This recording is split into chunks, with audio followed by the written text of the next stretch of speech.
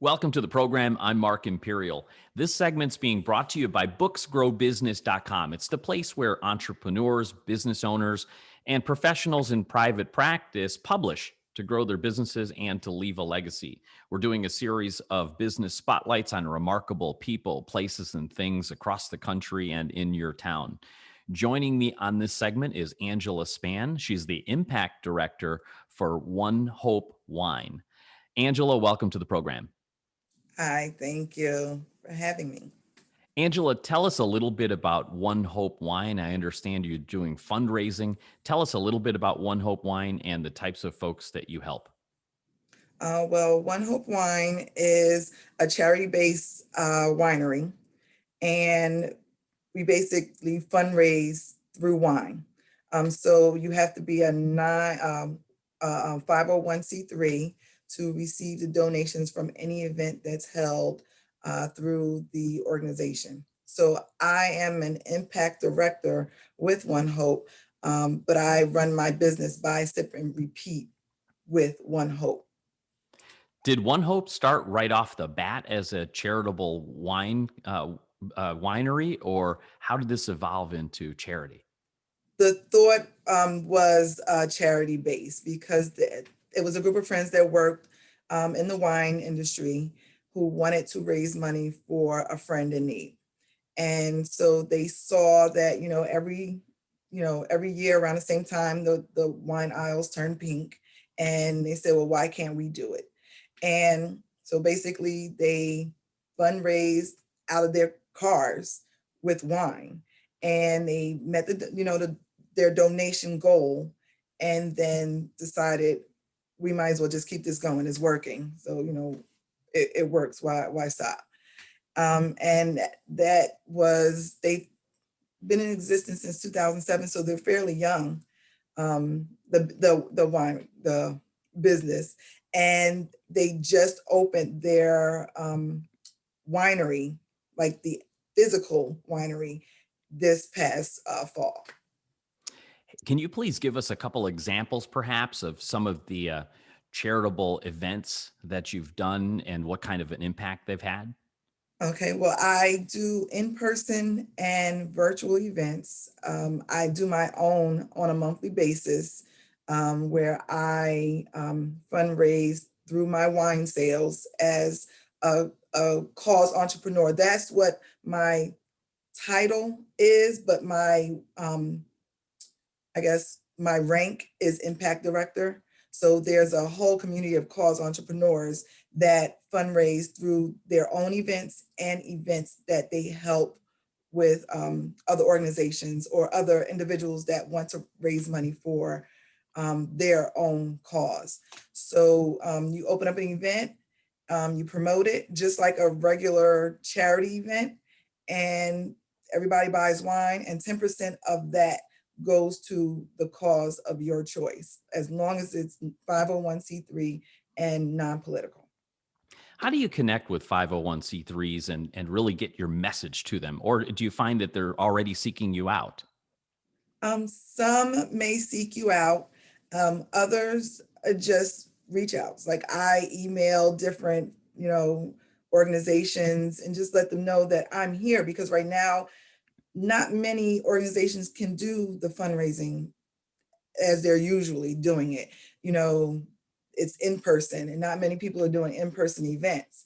So I do a lot of emails, messaging, through Facebook, Instagram, phone calls, and some organizations see that I may be running an event on my own for that month and say, oh, well, I like to run my own event, you know, after the event is over.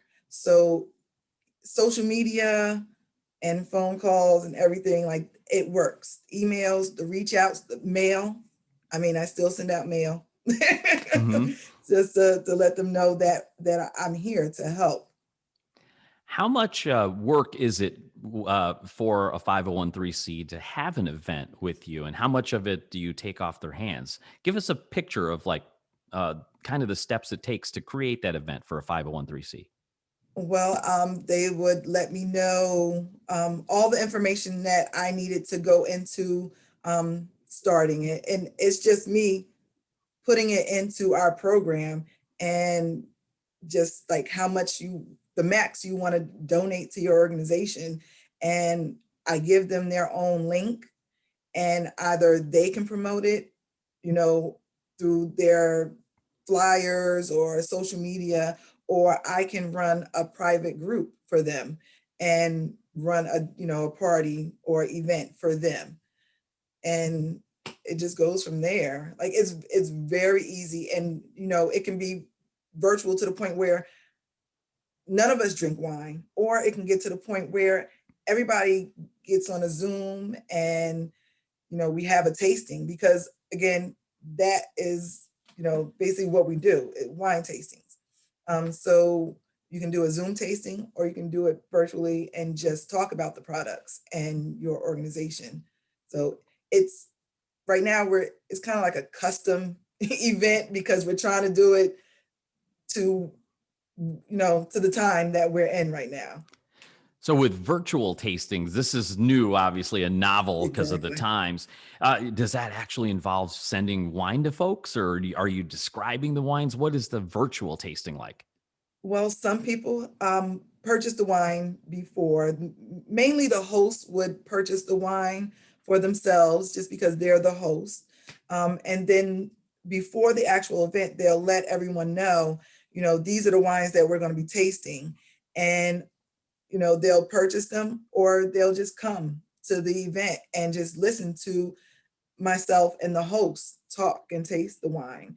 You also have um, events where the host will send the guests wine for the tasting. So it again, the virtual thing is fairly new. And I must add, I'm fairly new to the whole thing because I started in April.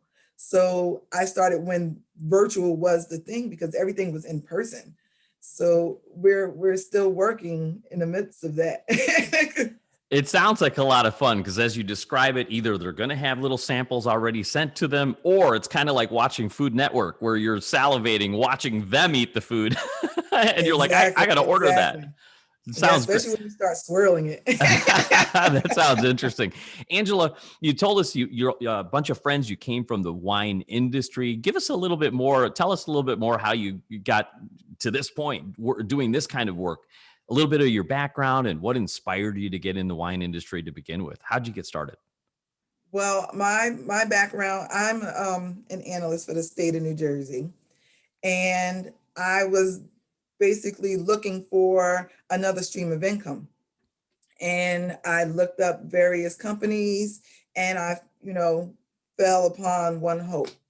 And you can base like when someone says that you can start a business for $199 or $29, like you would jump at the $29 because it's more feasible. So I kind of fell back because all I kept saying was the 149, the 199, which are still two of the packages that we have to start your own business with One Hope. But when in April it became available at $29, my upline told me, she said, I don't think you can pass this up. And when I thought about it, I said, no, I just need to get off my butt and start it. And I enjoyed it ever since. That's awesome. Very, very interesting model for sure, and can and help a lot of folks through wine. Which who Mhm. doesn't love a great bottle of wine?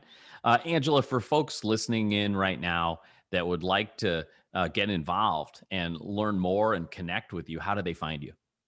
They can find me on Instagram under Out with Ange. It's OUTWITHANG. Or you can find me on Facebook under Buy, Sip, Repeat, no space. Or you can um, go to my site, which is with One Hope, and it's onehopewine.com/my shop/buy, sit, repeat. So all those streams of communication is definitely available, and I will jump at the anything to just someone to join my team because the community is awesome. I love the community. It's very supportive. This is terrific. Thanks, Angela, so much for taking the time and sharing with my audience today. And I wish you continued success for you and for everyone you work with. Thank you. Thank you again for having me.